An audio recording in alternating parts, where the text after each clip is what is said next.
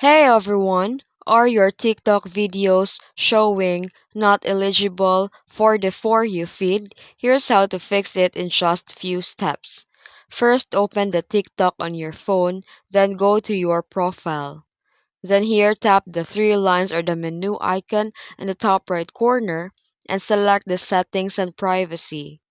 Scroll down and tap account and click account status.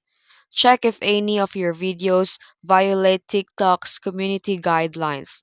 If they do, review and delete those videos to restore eligibility.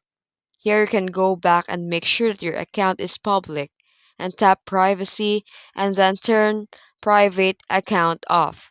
And next, avoid reusing watermark content from other apps like Instagram or YouTube because TikTok may block this from appearing on the For You feed.